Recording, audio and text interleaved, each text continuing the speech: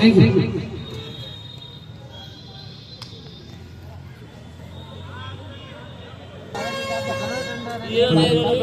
एक सॉन्ग मैं आप लोग के बीच में और पेश कर रहा हूँ, उम्मीद करता हूँ कि आप लोगों को पसंद आएगा ये सॉन्ग।